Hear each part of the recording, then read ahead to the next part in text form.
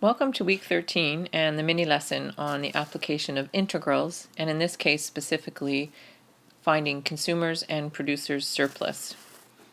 So if we look at the production of a product or service, we have consumers that buy that product or service, and we have producers that supply that product or service. And when we look at the word surplus, that means something extra, something unexpected. And so when a consumer has a surplus, that means that they were willing to purchase something at a specific price, and when they went to find that particular good or service, they found it at a lower price. And the difference between those two is what we refer to as a consumer's surplus. On the other hand, if you're a producer that produces a good or service, and you're going to take it to the marketplace, and you find out that consumers are willing to pay more than you had expected to get, that extra amount of money that consumers pay for your good or service is what's called the producer's surplus. So it's what's extra from what was expected. In the graph presented here, you see two curves, supply curve and demand curve. The supply curve is literally that, the supply that's provided by the producers. So producers supply a good or service, whereas demand is what is asked for by consumers. So consumers demand a good or service. We also see a labeled point called equilibrium. So equilibrium is just as it sounds. Equilibrium, when the supply and demand curves are equal, meaning they share a common point, and that is what equilibrium represents. The shaded area in yellow, the consumer surplus, that is anything above that equilibrium point. And that represents the amount that consumers gain from acquiring a good or service at a lower price, whereas the shaded blue area is where the producer gains something extra, meaning the consumer pays more for the good or service than was anticipated. We see from the equations for consumer surplus and producer surplus that they involved the demand curve for the consumer surplus, which makes sense, consumers demand, and the producer's surplus involves the supply curve, again, because producers supply. And it involves evaluating the integral of that demand or supply curve to determine the consumer's surplus amount and producer's surplus amount. Here we have the two equations to find consumer surplus, and let me just take away part of the confusing notation, if you will. The squiggly line here just simply means find the integral, and you'll see that in both equations. So that just means to integrate or reverse the rules of derivatives. dq here just means the derivative, okay? So integrate the derivative. In the consumer surplus, you have the demand function, again, because consumers demand. And these q sub 0 and p sub 0, the 0 just means at equilibrium. And so this is the quantity or demand at equilibrium. And this means the price at equilibrium. And we find that equilibrium quantity and price by using those supply and demand functions. If we look at the producer surplus, we can see that we're using the supply function, again, because producers supply. And this p sub 0 is the same as this one, once we find that through finding the equilibrium price, and this is the equilibrium quantity. They are the same values used in both determinations. How do we find that equilibrium point, that point which is common between the supply and demand functions? Well, this equal part gives us our hint. We simply make those two functions equal, and we solve for one of the variables, and then we're able to find the other variable. So our supply equal to our demand. The equilibrium point will give us our Q sub 0 and our P sub 0. That sub 0 just means at the equilibrium point. Let's have a look at an example question. It says, suppose the supply function of a certain item is given by P equals S at Q, so supply, and the demand function is given by dQ. We have two functions here. S Q is equal to 1/2 Q plus 1, and we have the demand function as minus 3/4 Q plus 16. Firstly, you're going to see fractions often in supply and demand functions, or you may see decimals, but please don't be concerned about it. Often it's easiest to convert to decimals, or you can also work with the fractions. If they are common and terminating fractions like these ones are, 1/2 minus 3/4, they're really easy to convert to a decimal if you prefer. I can do the solutions using fractions and decimals just to show you how it works. Another quick tip I'm going to tell you, because I see this commonly with students' work, is just being careless about the negative sign. So please make sure that you pay really close attention to all of these details. So we said that to find the equilibrium point, we are literally setting these two functions, supply and demand, equal to each other, and then we're going to solve for the variable Q. Let's do that. I'll solve it with fractions first.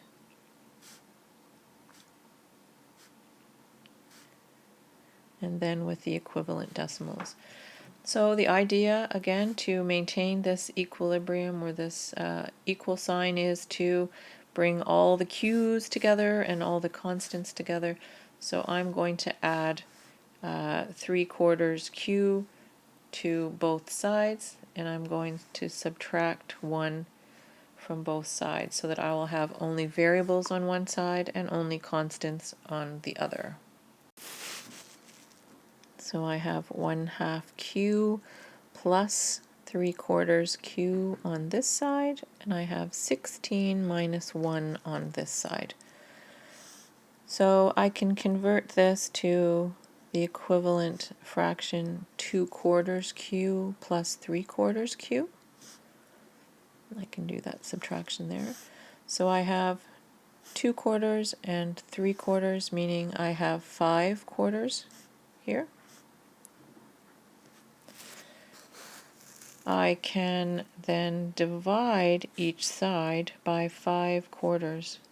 15 divided by 5/4.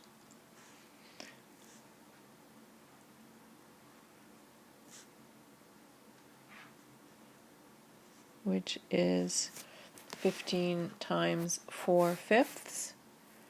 So I can simply do the multiplication, 4 times 15, or I can cancel those out, and I find that the value of Q is 12. Okay, then I take this value of Q equals 12 and I substitute them into either the supply function or the demand function and solve for P. Because this is the quantity at equilibrium, this is our Q sub 0, or Q at equilibrium. I substitute the value at equilibrium Q, and I can use either the supply function or the demand function It's entirely up to you, but I want to avoid making any mistakes with this negative sign. Maybe I think the supply function is a little bit easier to solve. It's up to you. I find that half of 12 is 6, plus 1, 7. Now this represents our price at equilibrium. And when we put that into our ordered pair, we have 12 and 7. And these are the values Q sub 0 and P sub 0 that we're going to use to substitute into our producers and consumers surplus function in order to find those surplus amounts. For those who aren't fans of working in fractions, or for those who may be a little uncomfortable, I did say that I would solve the equilibrium point by converting the fractions into their equivalent decimal values. So I'll do that for you. So S at Q, 1/2 is 0.50 Q plus 1. Remember, if you had half of $1, you would have 50 cents, so that looks like that. And DQ, the equivalent 3/4. So if you had 3/4, you would have 75 cents, so that's represented that way. And then we can set those equal to each other and solve using their decimal equivalents.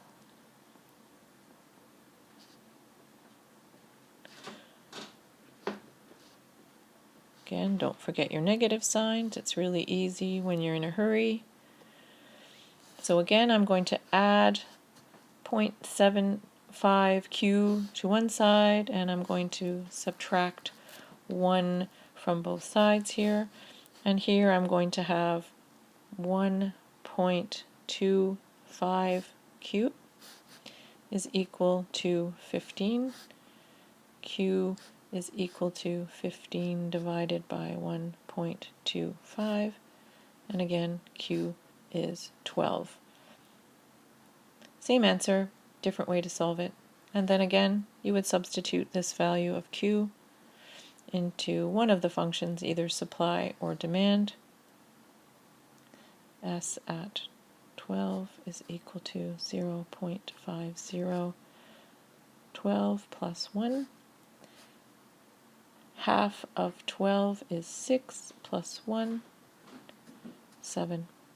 And that is our p-value. Now that we've completed that first step in finding producers and consumers surplus by finding the equilibrium values, now we need to tackle how do we find each of those two things, consumers and producers surplus. So let's start with consumer surplus.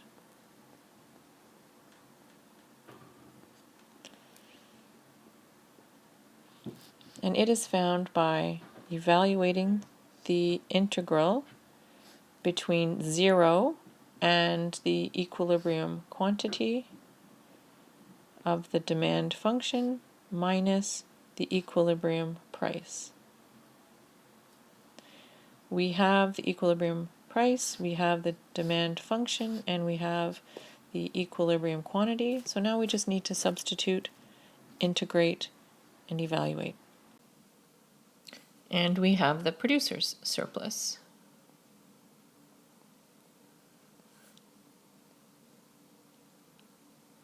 Where we integrate and evaluate from 0 to the equilibrium quantity of the equilibrium price minus the supply function. So let's turn to the next bit when we substitute these values in and integrate, and I'll show you some tips and tricks so we don't make some careless mistakes. I've set it up to solve for the consumer surplus first. So it's the integration and evaluation from Q sub 0, which is 12, and 0, and then your demand function.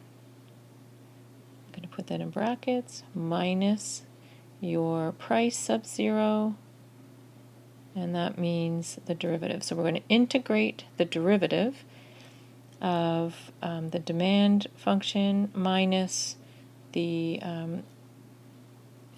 equilibrium price and evaluate it between 0 and 12. Okay, so the first thing we have to do is integrate. And you're going to see that minus 3/4 q, right? It used to be q squared, and then we have minus 3/4 divided by 2. Plus we have 16 minus 7, that's 9, and we integrate that, 9q. We evaluate that between 0 and 12, so we're going to substitute q equals 12 to determine the consumer's surplus. First we should simplify this. Minus 3/8 q squared plus 9q. We substitute q equals 12, and we have minus 3/8 times 12 squared plus 9 times 12. We make sure we follow our order of operations, so we have minus 3/8 times 144 plus 108 minus 0. Here we're going to have minus 54 plus 108, leaving us 54. $54 is the consumer's surplus. So this is the amount of money that the consumers benefit from by purchasing a product or service for a price that is less than the highest price that they would have been willing to pay.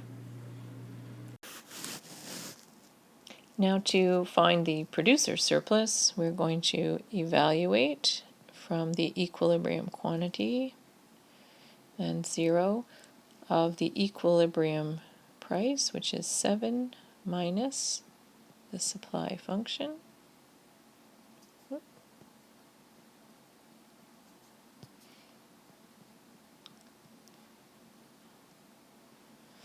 And so this is when some errors may occur, because you need to have that supply function in brackets to remind you that we are subtracting that 1. So let's simplify this. We have now minus 1/2 q, because again that minus sign goes here with the 1/2 q. And we have 7 minus 1, which is 6. And now we're going to integrate. So we are evaluating between 12 and 0. And we have minus 1/2 q squared.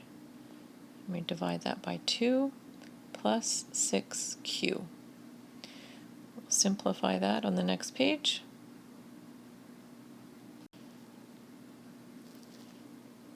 Evaluate from 12 to 0 of now minus 1/4 q squared plus 6q. Substitute q equals 12 in here. We have minus 1/4 times 12 squared plus 6 times 12. So we have minus 1/4 of 144 plus 72. Of course, we also have the minus 0 up here. That's this one here. And this here would be minus 36 plus 72 is equal to $36.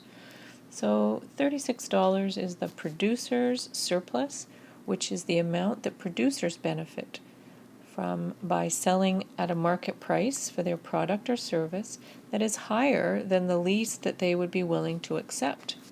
So they've made a surplus of $36.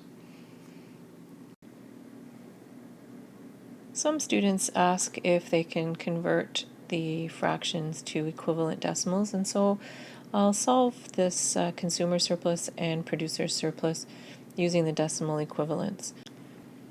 So here we have integration between the equilibrium quantity and 0. Now the demand function started with minus 3/4 Q, so the decimal equivalent minus 3/4 Q, and it was plus 16 minus the equilibrium price, which is 7. We'll simplify first. So plus 16 minus 7 is plus 9. Now we haven't integrated yet. We're still just simplifying. Now we'll integrate. So we have minus 0.7 Q. So it used to be a Q squared. Now we're just integrating. And so we have negative 0.75 divided by 2, negative 0.375 Q squared plus 9Q.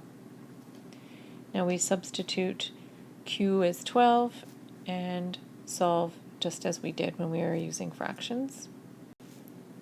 We have minus 0.375 times 144, because we're going to do that exponent first, plus 108, and then here we have negative 54 plus 108, which leaves us with 54. And we have to have, of course, subtracted at Q0, but it is simply 0. So $54, just as we had when we were working with fractions. Here we have the producer surplus that we're going to solve using the decimal equivalents. So we have integration from the equilibrium quantity of the equilibrium price, which is 7, minus, now it was 1/2 Q, so 0.5 is the decimal equivalent, and plus 1. So simplify first. We have minus 0.5 Q, and we have 7 minus 1, so plus 6. Integrate and evaluate. So we have minus 0.5 over 2 Q squared plus 6Q. So 0.5 divided by 2 is going to be negative 0.25 Q squared plus 6Q. So now we substitute 12 for every Q, minus 0.25 Q squared plus 6 times 12. And then we're going to end up here with minus 0.25 times 144 plus 72. And this will equal minus 36 plus 72, leaving us with $36, which is the producer's surplus. Now you can go and try some of the consumers and producer surplus questions and also view the other question solution videos.